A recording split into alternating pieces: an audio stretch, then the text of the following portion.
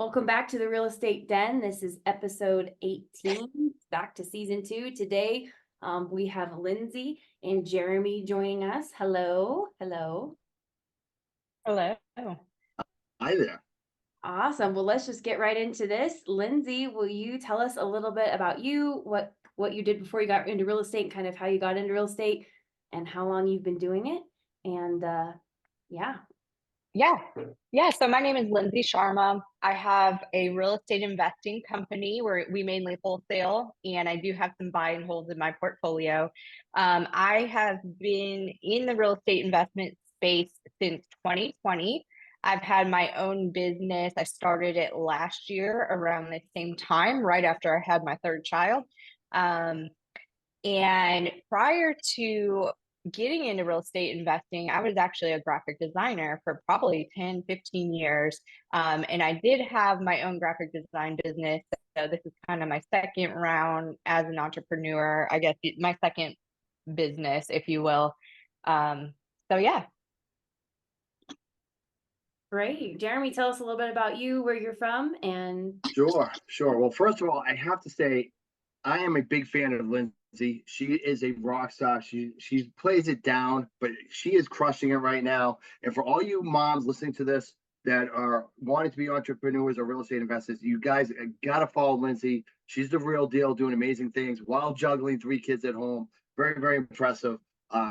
She won't talk about any of that stuff. So I'm giving her props where it's deserved today because I know how good she is. So with that being said, I'm Jeremy. I'm from New Hampshire. My wife and I, we run a real estate company here in New Hampshire and Massachusetts, as well as our coastal Florida brand. And we run a coaching business, which is this side of me here. My wife and I, we started our business back in 2017. We weren't married then, we were just friends. But basically what happened to me was I ended up hitting about 40 years old. And I was like, oh my God, what does the rest of my life look like? I got completely wiped out in the recession of 2009 and hit rock bottom, had to build myself up. And I was getting really, really scared about my future as I was approaching my 40s. So I took a bold move as a single divorced dad of 2 kids, old condo, because it was the only money that I really had. Took $17,000. I took 6 of it paid off some credit card debt. 5 went into a coaching program, which taught me how to wholesale my first deal in 90 days. $6,000 went to marketing spend. We went on to do, 10 deals, $73,000 that first year. But since then, we've grown multi-million markets, or a few $1 million markets in different areas around the country. And we've done, I think we're approaching like 450 off-market deals since that hit the date today. that's awesome. I'm glad to have both of you here, and we're going to learn so much because wholesaling is something I feel like everybody wants to know about, and like nobody really can kind of get, but the ones who get it, they look at you, they're like, no, it's simple. And then you kind of really don't understand. So I'm very excited to have Florida and New Hampshire, both of you here. Lindsay, you said that you started back in 2020. Did COVID kind of help push you into this industry a little bit, or is that its own thing? Yeah, not exactly. And first of all, I kind of forgot to say where I'm from. Right now, I live in Florida, but I invest in Central Arkansas. I lived in Little Rock for 10 years before moving to Florida. But I was kind of going on this journey of financial literacy, I guess. I was reading a lot of books about personal finance, building wealth, generating passive income, things of that nature. And I kept coming across real estate. I was working on learning about real estate, listening to podcasts, reading books. And I did that for a couple of years. I just didn't really know how to get started. I was scared. I didn't have any money. I was single.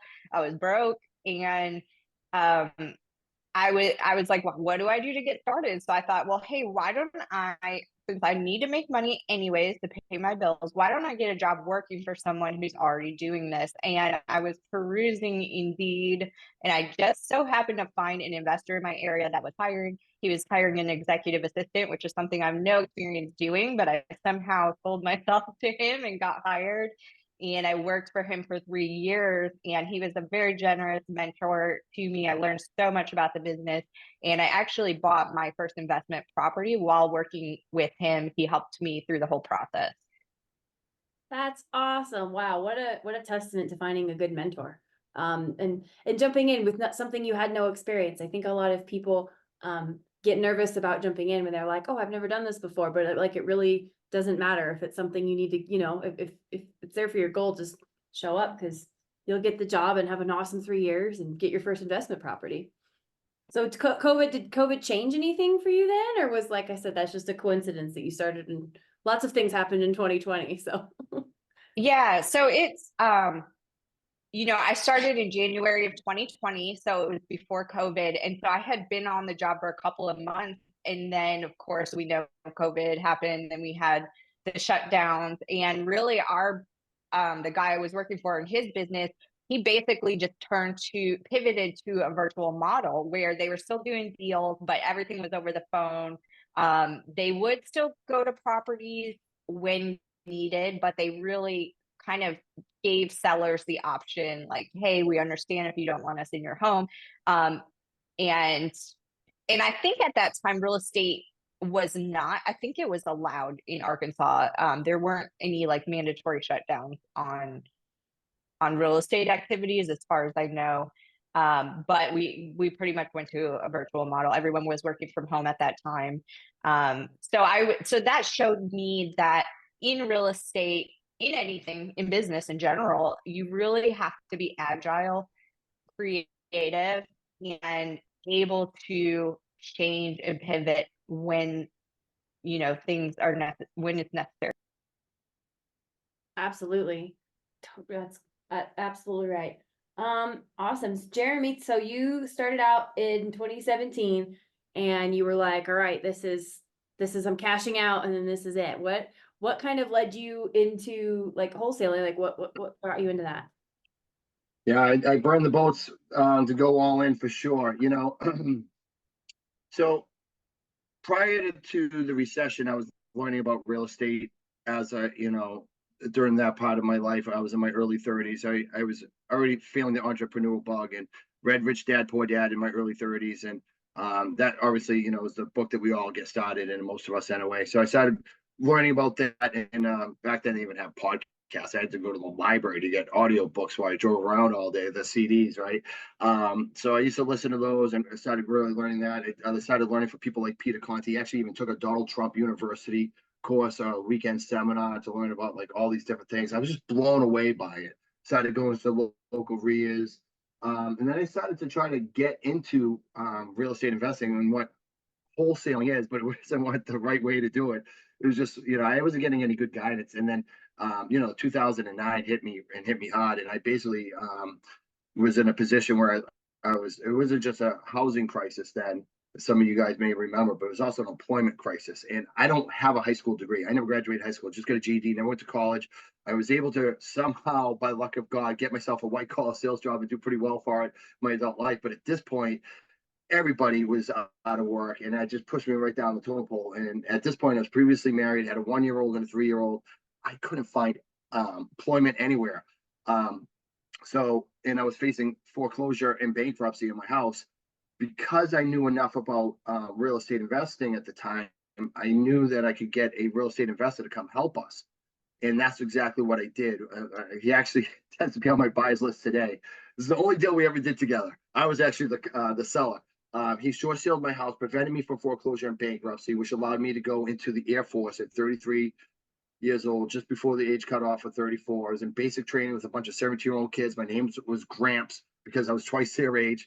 But I had to do something. I went from making like $120,000 a year 2 years earlier to making $32,000 a year, and I had to leave my family for 6 months to do it. It was just insane. But I couldn't afford to go to college. I didn't know what to do. So that saved me. I went into the military, worked on building myself up because I was a mess emotionally and really depressed and really low point in my life. Came out of that, and then as I started approaching, I found my way back to success, where I was making good 6 figures a year sales. Got divorced, and I'm living on my own. I'm like, and then I was telling you guys, like, I was 40 years old or getting to 40. I'm like, what do I want to do? I want to get into real estate. So I was like looking at different things. I knew I wanted to be a buy and hold. Maybe I could do flips, but I don't have any money, right? I don't know how to use anybody's money. I don't know about any of that yet. I don't have any money. So I came across this podcast from Tom Kroll called Wholesaling Inc. And man, I was traveling my sales job all around the country. I listened to that thing every single day for like a year. I was like, this is what I got to do. If I can learn how to wholesale, then I can learn how to get deals at the lowest possible level and then I have control of how I want to exit out of it. And I still carry that model today. So that's when I decided that, like, I don't have any money, I'm going to sell my house, move into a small little apartment with my kids and not such a nice new neighborhood. And we're going to start this business, burn the boats. And, we started that business. And, for the first 3 years, I worked full time on my W-2 while I burnt the candle at both ends to start this business. Matter of fact, I had a sales guy for 6 months before I quit my W-2 because I was afraid. My wife and I, we blended 5 kids at the time. We moved 3 times during the first 2 years while bringing it together. So I was just like, do I want to let go of the stability? It was the greatest thing I ever did was quitting my W-2, which was December of 2019. So 2020, I started being a free man. My life has been forever changed since then. I was able to really focus on my business, grew it to new heights.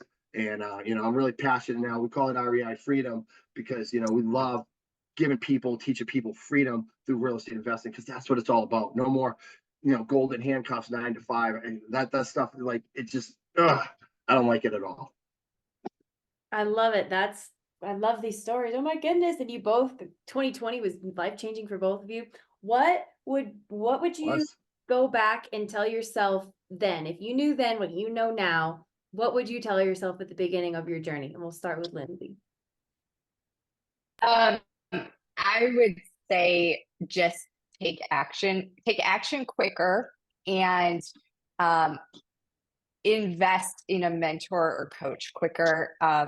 Full disclosure, it's so funny that Jeremy and I are on this call together because we didn't know it at all. It's pure coincidence, but Jeremy coaches me on my business, and it's been so helpful. And so I think that's important. And then also, focus on profit first when building your business.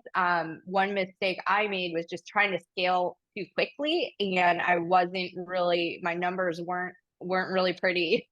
And so I had to slow down a little, cut back my marketing spend, really, I had to cut back my team, invest in training my people more, getting the right people in the right seats, all of that stuff. So that was a really important learning lesson for me.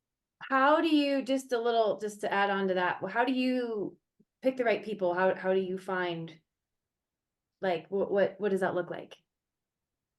Yeah. So, I can tell you kind of the wrong way to do it and a more strategic way. So, the first couple of people I hired, one of them sort of came to me first. She was trying to get into wholesaling in one of the markets I was in. She was very motivated, very hungry, which made her a good addition to my team. But personality wise, she just didn't have kind of the aggressive characteristics that it takes to be successful in the role that I had her in.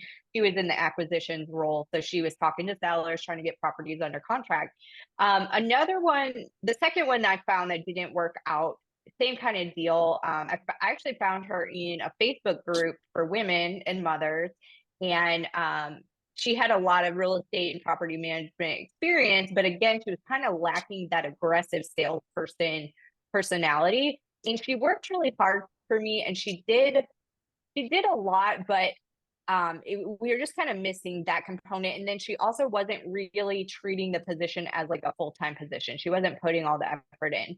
And then when I started working with Jeremy recommended a company to me that actually specializes in hiring processes for real estate investors. The company is called Team Architects, and they actually designed this very sophisticated, like a personality assessment that you can give to candidates, and it really speeds up the hiring process and helps you get qualified people that have the personality qualities that you need in this type of role.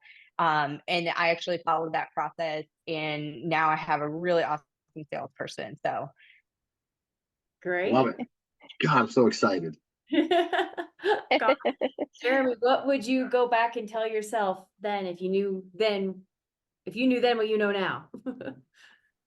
Yeah. So, everything Lindsay said is 100% accurate as well. I mean, I could definitely reiterate those same things. I guess for me, I was afraid to start sooner, and I wish I did, right? I think fear prevents us from taking action sooner. And In real estate, man, the only best time to start was yesterday, right? Or the second best time to start is now. A lot of people are afraid to get started, and I understand why, but I wish I started sooner. But everything happens for a reason. So I'm blessed to be where I am today. So it is what it is. The other thing I would just say is, I'm a big fan of mentorship and coaching, and I'm glad Lindsay talked about that because I think that's super important. It's one of those things that people don't want to invest in this business, and I can't wrap my head around it. The reason why I've had so much success is because of all the money and effort that I've spent on coaching to get better. I didn't just wake up one day and say, "Oh, I'm going to do 400 houses in the next 7 years," right? It just doesn't work that way. But early on in my career, the first few years that when I had coaching, I was paying for coaching. I never wanted to bother them. So I was making so much mistakes and I wasn't asking enough questions. I wasn't really relying on them because I'm like, I don't want to bother them. I don't like to do that. They told me something, I'll figure it out, right? And it really slowed down my progress in my early on in my career, the first few years. So my biggest mistake was not, asking my mentors and coaches enough and leaning on them more for more information, and rather than trying to just figure it out on my own because I didn't want to bother. That's great. I think, yeah, that's really good advice. I haven't heard anyone say that yet, but yeah, definitely like bother your mentors and your coaches. Like get the help that you need and what you need them for. What are you paying for? But I Right. tell Lindsay, bother me, Lindsay, bother me. What do you got? Let's go. I get that. My agents will call and be like, I'm sorry to bother you. I'm like, it's literally my job. Like, Yes, exactly. please call me and ask me a contract. I've had to call Megan like 3 times today already. So It's I am fine. I was like, texted her cool, am I 5 gonna see you in times. 20? So Yeah. I do that now with my coaches, but back then, it's just kind of how I was raised. And it was just, I don't know. That it definitely prevented me from growing faster than I could have because a lot of the peers coaching program at the same time were starting to do things at a much higher level. And now that after talking to them, they were doing what I should have been doing. They were like, "Hey, coach, hey, coach, hey, coach," and I was like, "Nah, it's fine, it's fine. Nah, I don't want to bother them." So live and learn. So you mentioned that you wish you would have just begun sooner. What are some ways that you can just begin? If you're, someone's out there and they're like, man, I really want to get into wholesaling because there's a lot of advantages to this versus you don't have to get a real estate license. You can literally just hop right in. How would you recommend people begin? Yeah, I mean, some states you have to have a real estate license now, right? But most states you definitely don't. The cool thing is, like, when the students come into our program, obviously Lindsay's situation is a little bit different, but people that are relatively new, like I did, you can learn to have this as like a side hustle to start. It's going to probably cost you some money, it's going to cost you time, and it's either going to cost you more money or more time. Whatever you have is depends, but it's going to be a combination of both. But you can work a full-time job and weave it in and out of your schedule. It may mean that you have to get up early and do self-development before work. It may mean that your lunch break is being on the phone, right? It may mean after work that you have to go on appointments and make more phone calls. It may mean that you don't get to have much of a social life for a year or two because you are working on growing your business. But this business, in a short amount of time, within a few years of dedicated consistency, can change your life forever. And it really can. And we call it wholesaling, but it's really the art of acquiring off-market deals, right? It's the magic of off-market acquisitions. If you get really good at acquiring off-market properties, like you can exit out of them in various ways, right? And Lindsay talks about some of the properties she buys and holds and everything else, just like I do. It doesn't have to be just wholesaling, but if you can get really good at acquiring off-market deals, you can change your life. And all you could do is just do a little bit each day, part-time, in and out of your schedule now. The best way I would say is like what Lindsay said, like if you're really serious, you want to change your life. Listen, I know it's hard when you don't have any money. I had to sell my townhouse to get coaching, but hire a mentor, have somebody teach you from the beginning how to do it, and know that it's going to take some time. It's going to require some consistency. But if you can dedicate a year of your life under some mentorship and just do a little bit each day for an entire year, man, amazing things will happen. Absolutely. Real estate, I love real estate. I love this entire just the whole field of it. There's just so much opportunity, there's so much wealth, there's a place for everybody. I really, really believe that. I Um, agree. Lindsay, what would you recommend for somebody who just needs to just get going? How can they start? Yeah, I think a lot of Jeremy's advice is great and very applicable. I would say start surrounding yourself with people who are already doing it. Every major market has a group called the Real Estate Investors Association. I would recommend going. You can usually go to some meetings for free. They usually have virtual and in-person meetings. At those meetings, you're going to find active investors, private lenders, and kind of people who are just looking into it. So I would say that there's Facebook groups you can join as well for investors. Just start talking to, forming relationships with people who are already doing it, and getting yourself familiar with the industry and what goes on. Lindsay, how many kids do you have, Lindsay? I have 3, What are the ages? 4 and under. All right, so you have 3 kids, 4 and under. I don't know about you, that's a full-time job.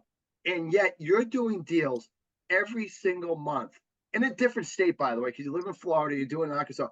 Lindsay, when's the last time you've been in a house? Oh, Yeah, it's been a couple of years. Yeah, my couple team, I have a years. team. I Right. have a team in Little Rock, and they go to the houses for me, and I pretty much just look at pictures. So I guess my point is, it may be tough, but if a mom with 3 kids under 4 can manage to do properties every single month from 4 states away and hasn't been in a house herself in years, I think anybody could pretty much do this if they've really dedicated like she is. That's super incredible. I only have 2 children and Right. like sound like the next level of a video game that I'm not sure if I'm going to get to that level. I'm not sure if I'm Well, going it's the to beat this next one. level. It might not be the best level, but it's the next level. That's and I mean it's been 4 years, but like 4 years are gonna pass anyway. Like the time goes, and why not do something that helps pay you? Because over the long run, then it just grows. I mean, you're adding a team member, and then I mean, you're not even in the same state. That's always very impressive to me when I meet people who can do business in another state from elsewhere. And that's I think that was one really great thing that happened with COVID though too, was we sort of realized how much we can connect. Like, I mean, we're on this podcast now spanning 3 different states, and we're all having this, excellent conversation. Let's switch gears. You had mentioned, Jeremy, about self-development in the morning. Do you have any specific morning routines, rituals that you do that you would recommend doing or not doing? So after a really tough end of 2018, this was my 2nd year in the business. This was the year that um, my wife and I were, moved in together. We were boyfriend and girlfriend at that time, moved in together, blending our kids. We just got a house, and it was December, and we were like literally living month to month on our wholesaling business. I was still working full time, but our wholesaling business was like this, right? And we're truly wholesaling at that point. And we came across this family in December that basically needed some money. They were facing foreclosure. We weren't working with a really good title company at that time. We got this house under contract, found one buyer, and they needed help to relocate and get presents for their kids for Christmas. And like this sob story, right? We had literally like $8,000 in our bank account for this business. I gave them $5,000, knowing that we had it assigned to a buyer. And so we gave them this $5,000 in December, only to find out at the 11th hour that, hey, there's a second lien on this property, and they actually owe more than what you have it under contract to sell to your buyer for. And this was the only buyer I had, and they knew about it, and they didn't tell me, and my title company screwed up. I was out that $5,000, plus I wasn't gonna get the other $10,000 that I was supposed to get from my assignment. That $15,000 swing was devastating for me. And I was down to like the last couple $1,000, and I was like, you got to be kidding me. After 2 years of all this blood, sweat, and tears, here I am. I'm about to lose it all, right? So this book came out. It was called The Miracle Morning. And I started reading it around that same time. And I literally just said, oh, shit happens. What am I going to do? I read the Miracle Morning, and I literally for 2 straight years did the Miracle Morning, starting 2019 January, and my life went in a different trajectory since then. Now, I've always been an early riser. My wife and I, we're marathoners. She was an ultra marathoner, getting up at 4 a.m. and running miles and hitting the gym. That's always what we did. But I never really took time to like read and do self-development and have a really good structured routine to really get my mind right. So that led to like a very detailed personal development morning routine every day. Now, my morning routine isn't like the miracle morning every day now, but I get up every morning, I read, I do my personal development, I do my health and fitness and my wellness and all that other stuff. And it sets me up, I joke because it's like cliche, right? But by 9 o'clock, I'm doing already accomplished more than what most people do all day. And it's been huge. I'm a huge believer in having a structured morning routine. Now, that may not be easy when you have 3 kids under 4, and I get that. But, and I'm not calling you out, Lindsay, because I don't know if you have a morning routine or not, but I'm just saying everybody's situation is different, and I get that. Life is hard. But morning routines can be very powerful for an entrepreneur. Absolutely. I totally agree. I love that book, Miracle Morning. Everybody should read it at least once. Yeah, I don't have my detailed because I'm in the young kid era too. So yeah, I don't, Yeah. I have like my one thing. I do my You're in journal a survival mode. I get it. I've been there. and I do. So that's why I'm like, look, I can do my journal. I can write down 5 gratitudes, 10 goals, 3 things I'm going to get done and what I'm going to do for self-care. And that's just, I love it. that's it. And then versus, but a couple years ago, I was I was a way better morning routiner before these children. Lindsay, how's your morning? Yeah, so actually, despite having, 3 under the age of 4, I do have a morning routine. So my husband works full time and he is in charge of the kids in the morning, getting them ready for school. I'm in charge of the evening routine. Both my husband and I go to the gym 5 days a week. We have daycare, but in the morning, what I do is I wake up. My husband and I eat breakfast together before the kids wake up, usually like 6:30 in the morning, because we don't get a chance to eat dinner together. And so we kind of take that time for ourselves. And then during that time, when I'm making my coffee, my breakfast, I'm usually listening to like a hypnosis or some type of mindset meditation. I think mindset is super important. And no matter how you grew up, where you came from, everyone has some kind of limiting beliefs, subconscious beliefs, things that are holding them back. So that's something I really work actively on.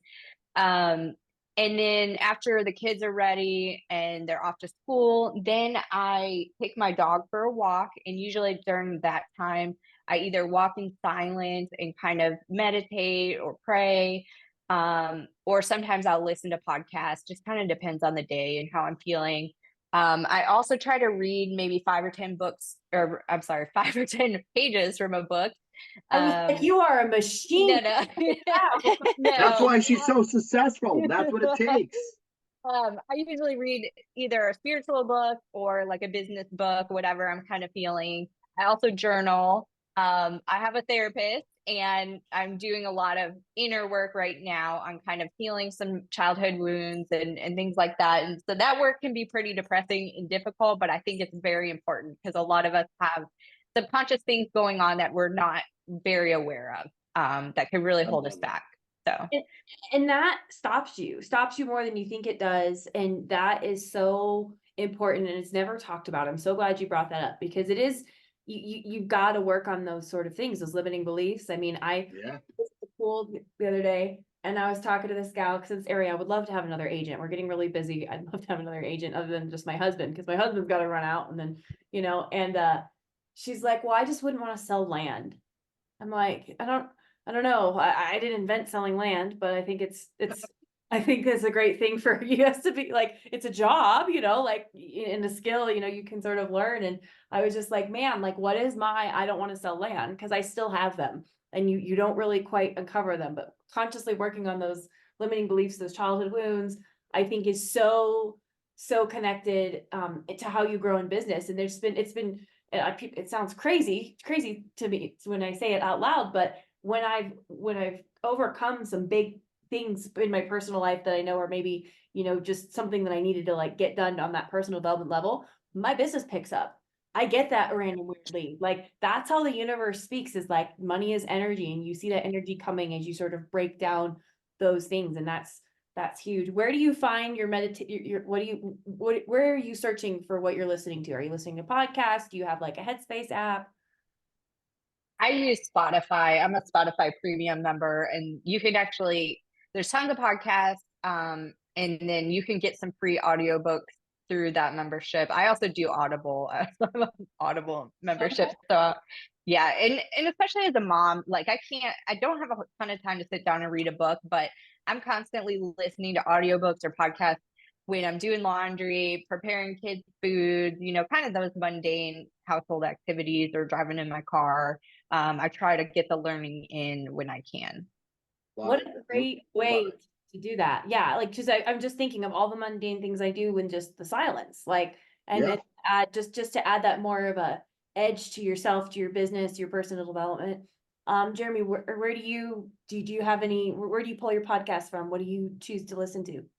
So, for me, I'm more of a big reader these days. I don't listen to as many podcasts and audiobooks, but I did all those things mundane. I used to mow my lawn, listen to audiobooks, and drove around for years listening to audiobooks. And I think it's great. Fit it in when you can.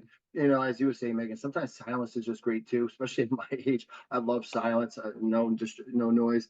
But that's what it takes, right? The reason why, again, Lindsay's so successful is because she's doing what it takes to make the self-development work. And you talk about like limited beliefs and working on our trauma from our youth. Like all those little things matter, right? The reason why you get better in this business is because you're tweaking a little thing here, tweaking a little thing here. It's like nothing, no magic sauce, no big thing, but it's consistently working on little things, including yourself over time, that has the compound effect.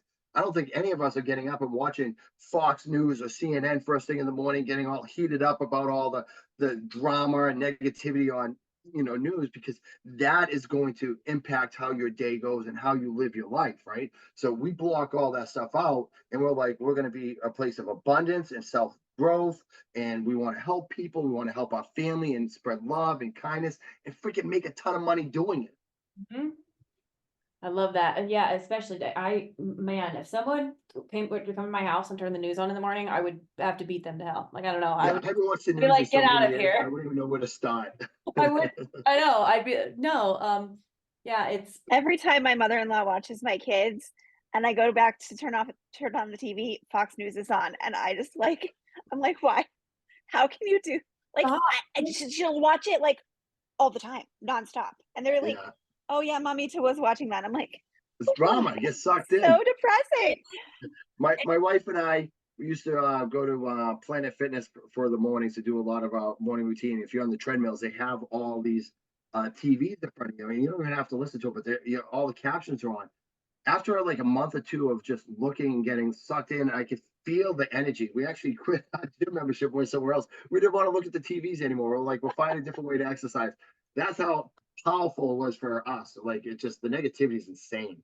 and it's powerful for everybody, and it's good to call it out like that. Like I'm not to anybody, I don't obviously mean any offense with this, but like I don't drink and I haven't for 4 years.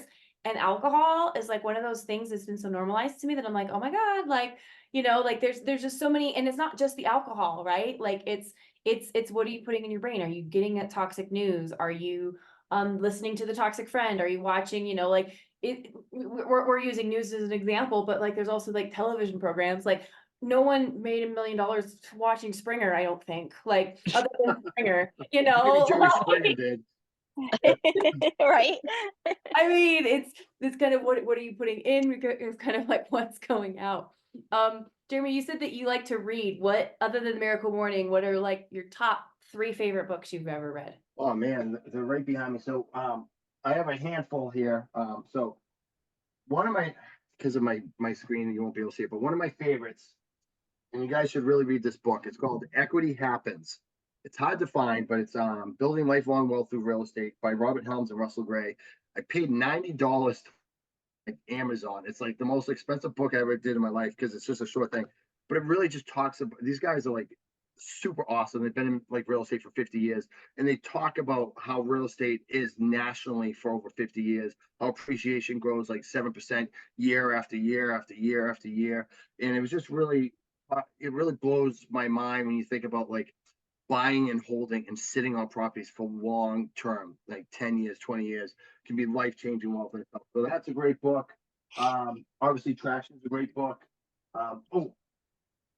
Sorry, you guys are gonna get me on a tangent here. Psychology of Money. Love that book.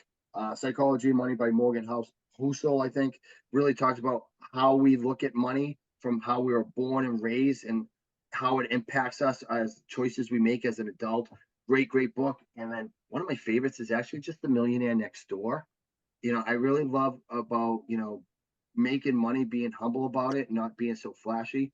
And that book kind of just spoke to me. So those are three books that I really like.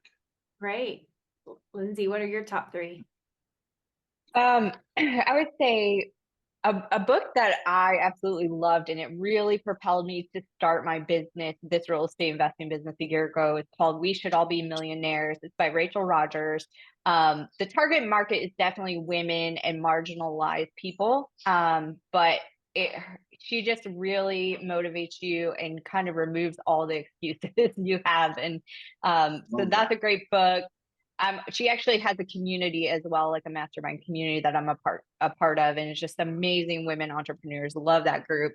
Another book I would say is The Debt Millionaire, and it basically just talks about how you can build wealth through leverage and how to be smart with leverage. Which really changed my mindset a lot, because I know a lot of people who have kind of gone down the personal finance path. They hear things from like Dave Ramsey, oh, debt is bad.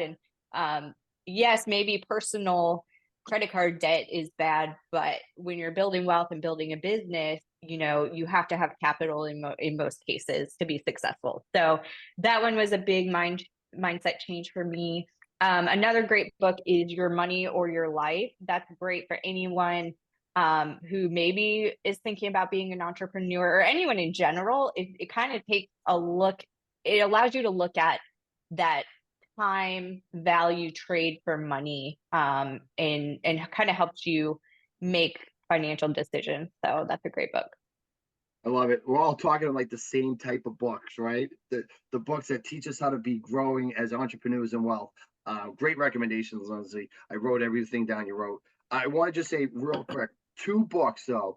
If you really want to get good at off-market acquisitions and the sales skills that you need to get really good, one is Never Split the Difference by Chris Voss. If you haven't read that book, it's mandatory in our business, and like multiple times. Great book. And the other one is Flip the Script.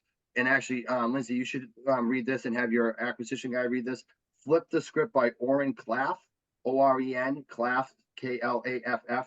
Tremendous books when it comes to working directly with sellers and when it comes to the acquisition side, sales side of this business. Great, thank you for those. I love the only one that you've mentioned between the two of you has been the Chris Voss book. I've read that one. That one was a great one. Very good.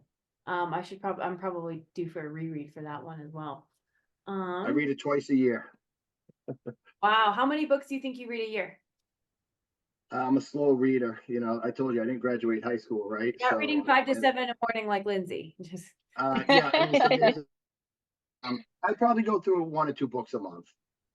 I just love reading. I don't really keep track. I just on to the next. Some books I just reread because they really hit me and they're really educational. And that's one of those books. The Go-Giver is like a book that I always read every year. And then like Traction I read every year. There's a few books that I read every year because I really want to make sure that I get the information. Your Next 5 Moves by Patrick Bet Davis. That's another book that I read every year.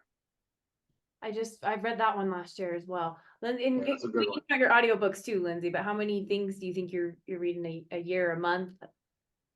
Yeah, I read probably about the same as Jeremy. I also have an app, I think it's called Blinkist, and it summarizes their book summaries. And so I love that app as well, because sometimes I don't want to read an entire book, or sometimes I may read a book and then I'll go ahead and listen to the summary to help me remember it or kind of summarize the main points. So there's a lot of different ways you can use that app as well.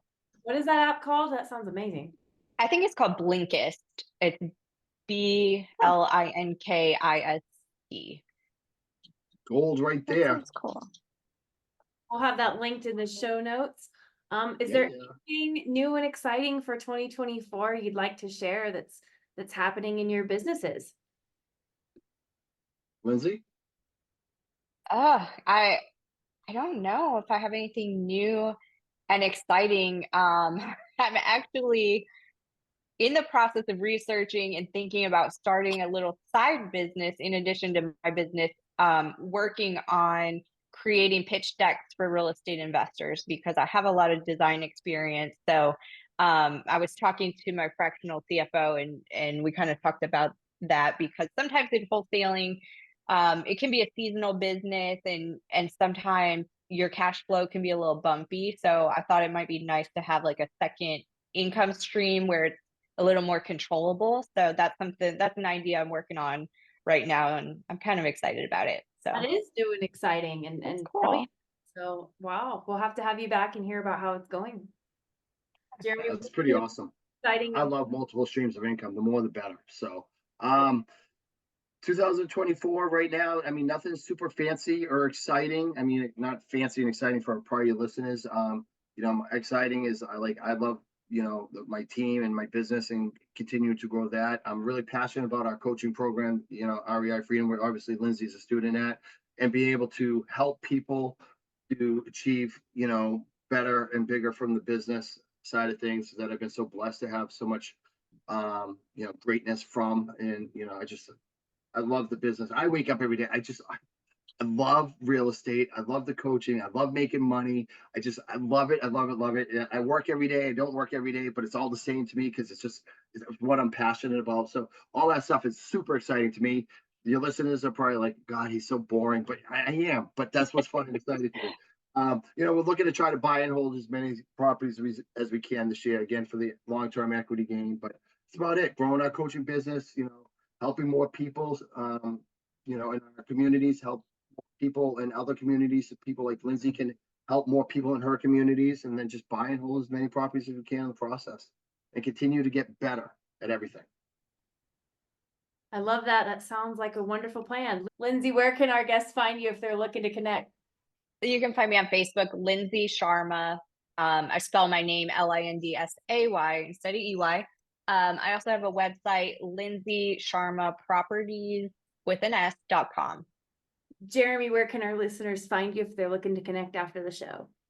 Well, first of all, if you're a woman entrepreneur and you're not following Lindsay, you are making a big mistake. You gotta follow this lady. I'm telling you guys, the real deal. Follow her. She's providing a lot of great value for women. She is like empowering beyond belief. She's awesome. For us, come and join our Facebook group, REI Freedom. In there, we do, we give it some. Listen, at the end of the day, if you're interested in acquiring off-market deals and learning to do more deals, bigger deals with less cancellations, then we ask you to come join our REI Freedom Facebook group. There, we're giving away free coaching, free information every day. We got our coach Dan Toback, who does these lives every day. The guy's like a genius when it comes to off-market acquisitions and talking to sellers. So he's in there, and we also give away free stuff. We're doing like a masterclass later this month with my personal coach in there. So if you want to learn more, come in there. Guys, you're going to get so much value in there for free. It's insane. Excellent. All right. Thank you for joining us today, and we'll see you next time.